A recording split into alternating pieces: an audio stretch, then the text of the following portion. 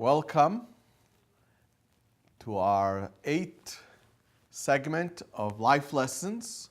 We are holding in Parshat VAYISHLACH. We began with the beginning of Genesis, known as Bereshit, and we are actually holding in the 8th section known as Parshat VAYISHLACH.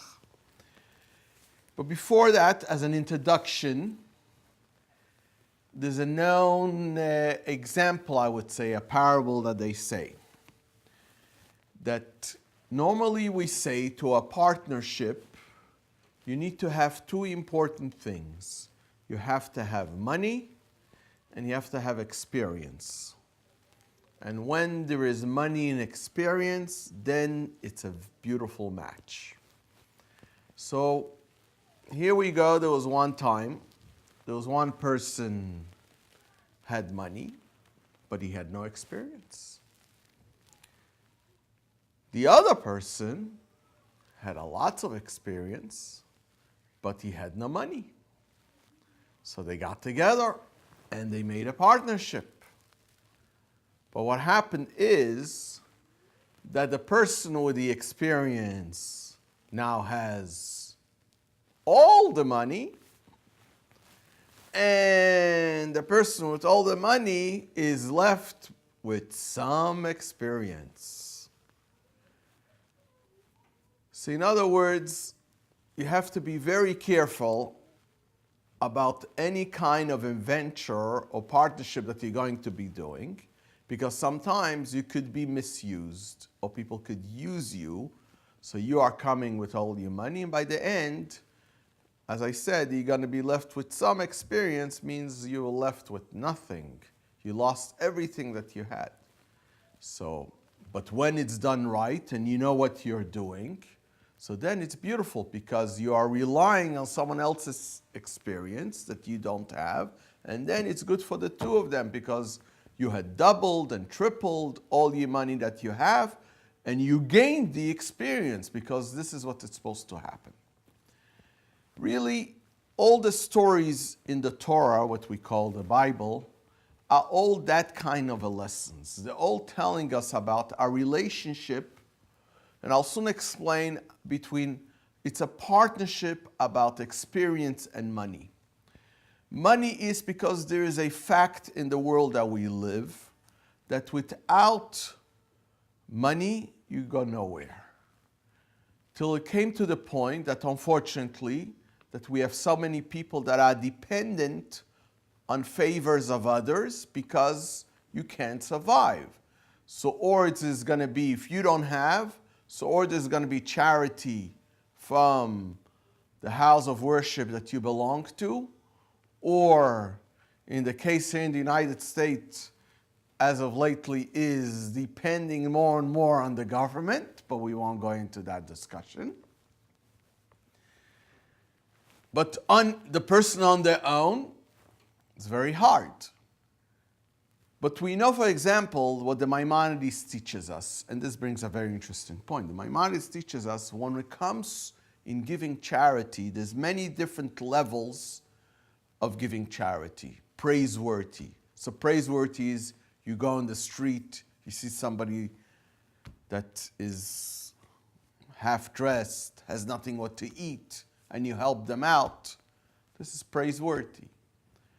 I'm sure a lot of our listeners may remember, it was a few years ago, a picture that captured everyone's heart.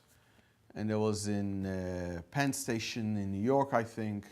There was this poor person that was sitting there by a train station, shoeless.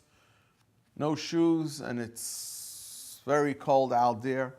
And a policeman that passed by, and he saw that, went and bought the person a pair of shoes. So, it was a very nice thing to do. He didn't check with the person, so how much do you get for welfare? What should I do? It touched the person's heart, and he's on duty as a policeman, but he went out of his way, went to the store, got something for the individual. So no question, to help somebody is very special. But the Maimonides says what's most special is if you gave money to somebody as startup money. If you gave the individual money and now they could start something. So when you come to someone, you gave them money to start a business, for example, now you save their life. So when the Maimonides goes in and recounts the different levels of charity, so of course to help somebody else is very important, but to help somebody they should be able to stand on their feet, says the Maimonides, that's the highest level of charity. May even be more than giving somebody that he doesn't know who gave anonymously. That this is also a very high level of giving, because the person is not looking for headlines, as we see so many people want to have their name, everyone should know so and so gave. But says the Maimonides, the ultimate is that you gave somebody and now he was able to build themselves up and stand on their feet. That's the highest level.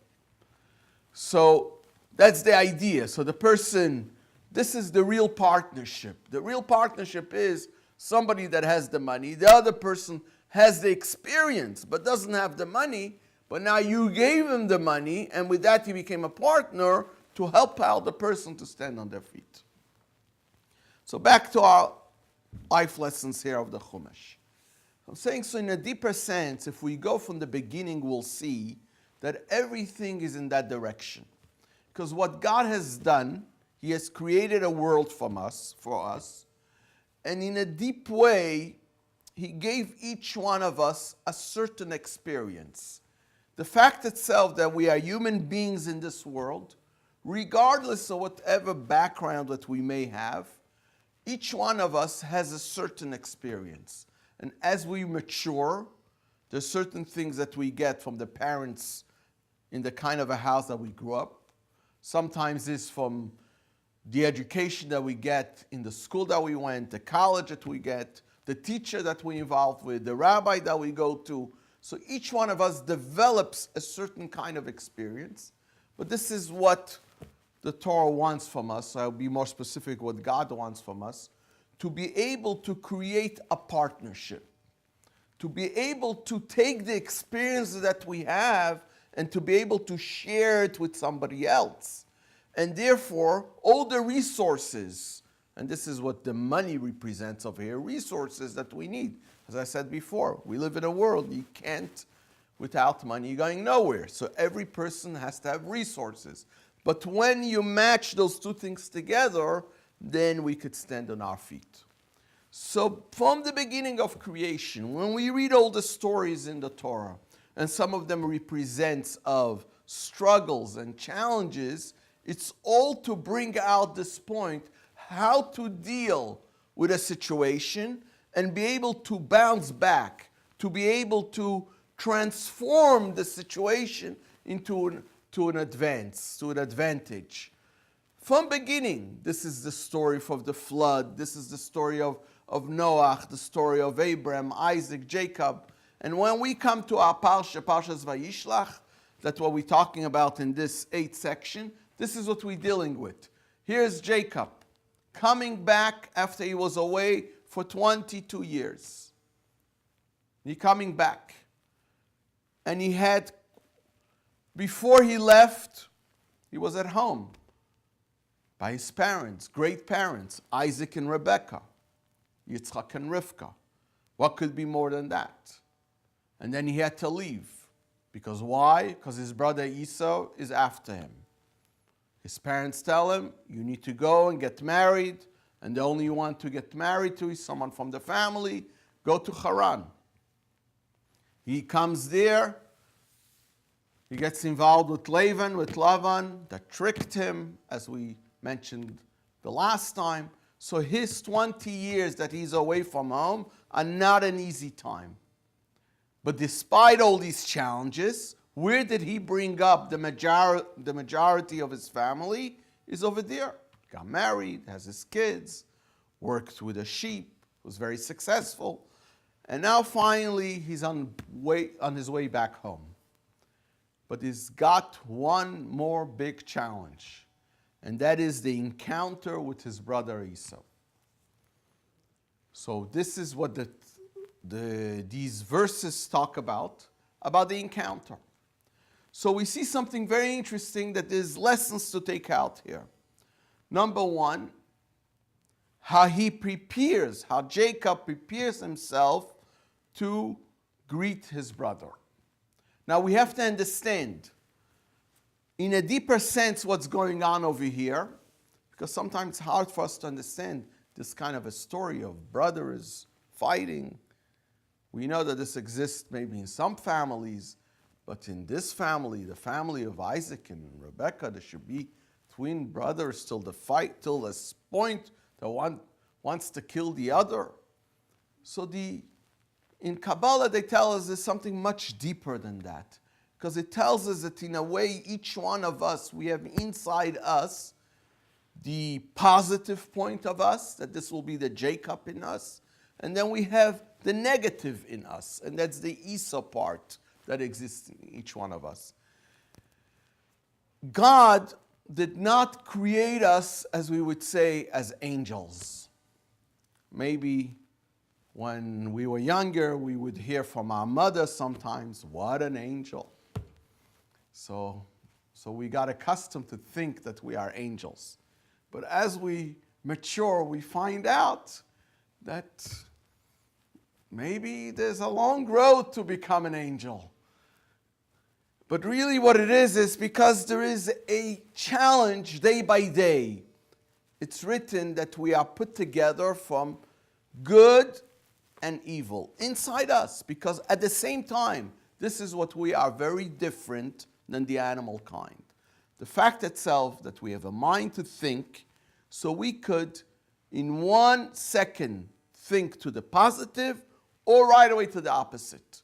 You see somebody is in need, you could or decide to help or not to help, or God forbid, even to do harm.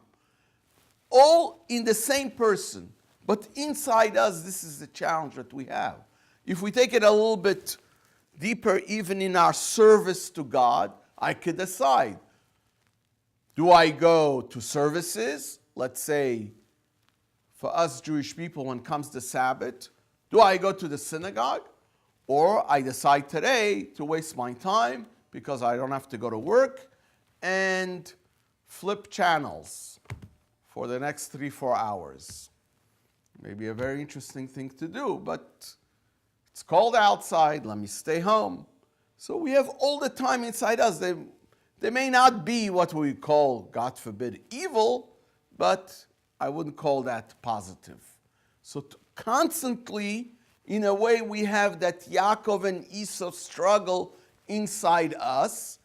And the way it is, sometimes this one wins, the positive wins, and sometimes the negative. And sometimes you could say, the majority of us, we do positive, majority of the time. Unfortunately for some, the majority of the time, it's negative. So this is in a deeper lesson what is teaching us about these encounters. So it says over here, very interesting, in this story of how Jacob is preparing himself. He prepared himself in 3 ways. And that's a very important lesson here. The first thing, obviously, he's going to be praying to God. So prayer is a very important thing. It reminds us all the time about our relationship with Almighty. So all the time, and we know even as of today, when somebody is in a terrible medical situation, we know that in synagogue, we mention the person's name, and there's a special prayer that's for the person. And for ourselves, we say psalms for the prayer to pray for the person. So prayer is a very important point. I remember just a few years ago speaking to a doctor that told me that has been a study made of patients in the hospital, and it was clearly that patients that also prayed, that patients that have some kind of a belief, were a little better off in the recovery process. Because many of us, when we're sometimes in a very hard situation, and things are not going well, there's an infection, or the healing is not going so quick, it's very easy to get depressed. And the only thing that really could keep us is our relationship to the God. That means in our religion. If you're Jewish, for example, in what you believe. So it's the Psalms and your strong belief that you're going to get better. So this important part is right here in this portion here. He turns to God and he prays. But here comes another point. You would think, those religious people, the only thing that they know is to pray and nothing else. No, that's not what Jacob did.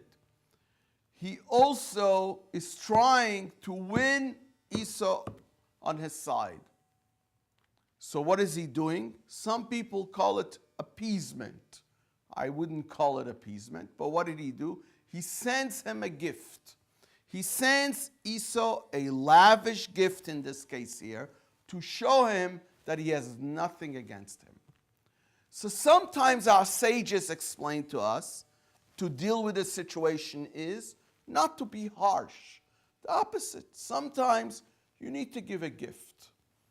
And it's explained that the idea is a lot of times is brought out in education, especially when the kids are younger. We know that for a fact that we give them candies, small presents to entice them to learn better.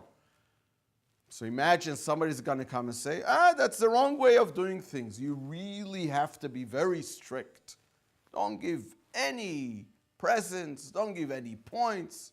We know then the system would fail. It's a fact. I remember talking to a teacher, and he told me something very interesting when he began his career. And years ago, today, you go and you find out there's courses, and they teach you how to be a better teacher. But if you go back, I'm going back to 60, 70 years ago, you didn't have all these psychology classes.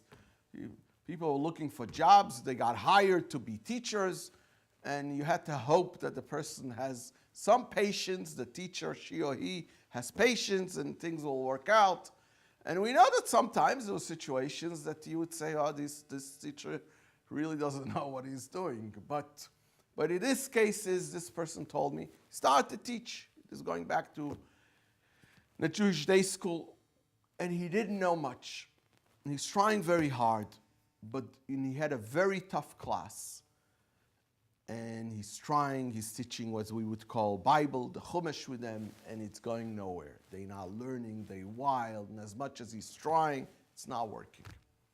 So he says, so he met another fellow, and he told the other fellow, says, his problem.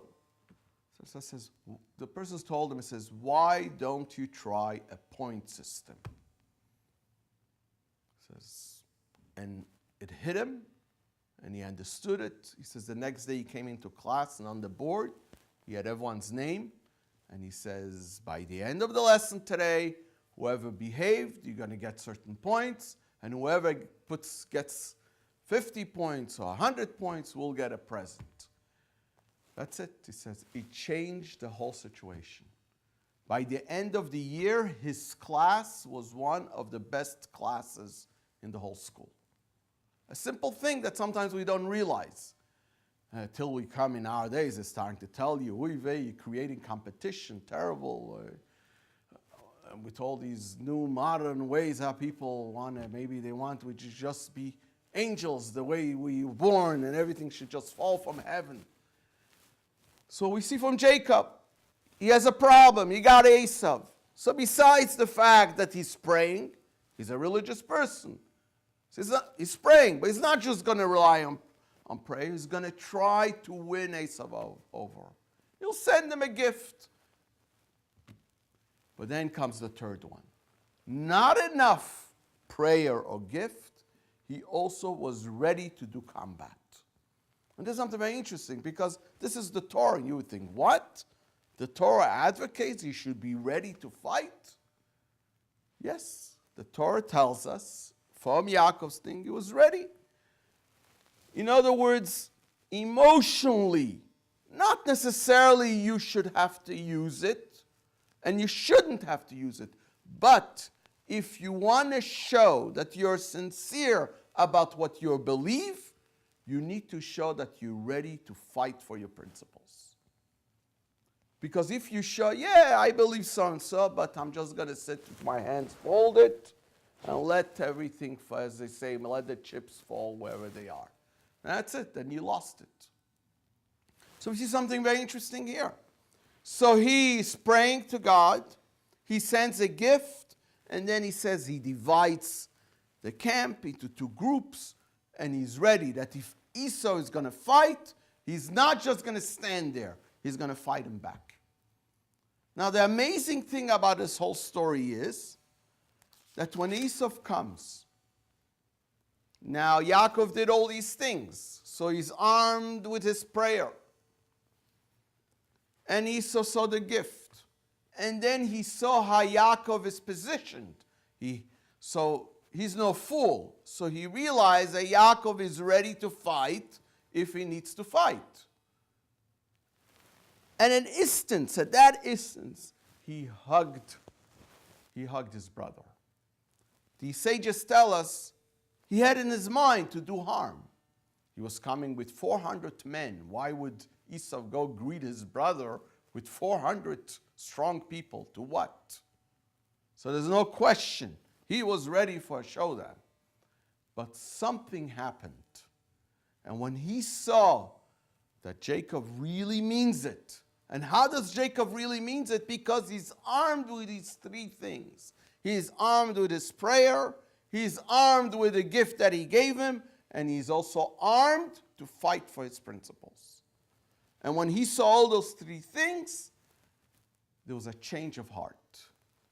Change of mind, change of heart. The verse says, he fell on him, he hugged him, and he cried. Now, does that mean that the situation changed completely? Not necessarily so. Because this is another important lesson that we come here and we see something here. That Jacob is still very, very careful. And this is very important to know for ourselves. In the world that we live, not always to fall for everything. Oh, he's my friend now, and therefore you're ready to give everything. You have to be very careful. So we see there's a very interesting story here towards the end of that episode. Jacob, they meet, and then he gets his gift. So Esau tells to him, how about let's join hands and let's go together now. We see that Jacob is a little bit suspicious. So he says to him in a very careful way, you know, sir, the children are still young, and it's not going to be easy to rush them to go. You're already an adult there, you don't have little kids. I'm still have a whole bunch of babies here. It's going to take me time. You go, and I will come visit you. So Esau says, I'll help you. I'll send you my men to help you. When Jacob heard that, he right away got a little bit suspicious. He's going to send his men to help. He says, I'm managing fine. Please go on. And one day I'll come visit you. They departed in good terms, and each one went to their place. Now, there's something very beautiful about this. Borders is very important. And what I mean by borders is that every person has to know what's their limitations and what's their red line and what do I do or what I don't do. When people have complaints about that, sometimes religion looks too restrictive and it's a little hard.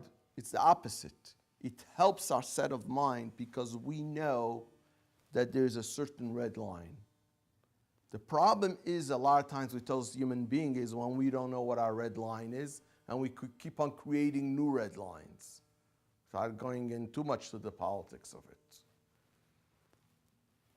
So and the same thing here, Esau is trying to tell Yaakov, we became good friends now. Let's throw everything away. You don't need any more all these borders that you had created. Forget it. We're good friends now. Jacob knows that for the success of things, the way we say by us in Judaism, till the Mashiach arrives, till Messiah arrives, that then will be a time where the borders will be enlarged. Till that point, you have to know your limits and you have to know your situation when yeah and when not. In a simple example, in our days, you want to be very nice, and somebody calls you, can I come stay by you? And you want to be very nice. And he says, of course. But then the person comes and stays, and the person doesn't know when to leave. And you're a nice fellow, and you don't want to turn and say to the person, it's time to go. If you're not going to turn to the person and say it's time to go, the situation is going to get worse, and then you're not going to be friends anymore. So everything has its border and its limitation, how exactly things should be done. So here's a very important lesson about this encounter with Yaakov and Esau. That all this is very important, with all the preparation that Jacob did, but he is having in his mind what's important to him. I got a wife, or in Yaakov's case, more than one. I got the children, and this is what I'm focusing. I'm focusing on bringing them up. I have no problems with Esau. However, everything has its time. We had our encounter. It's beautiful. Now I have to focus on bringing up the next generation. And this is what's important to us also. A lot of times we get lost in other details that are not necessarily important in the mission that we are here in this world. They may be very important. Flipping channels may be a very nice thing to do. But sometimes we have to rely on the prayer, besides the gift that we do, and the combat that we have to be ready. And may God help us, that each one of us, in our own lives, as we do things, we should be successful in all these three things. We should be able to fight for our principles, and if sometimes we have to give a gift, we should do that. But the main thing all starts with our prayer and connection with the Almighty. Thank you.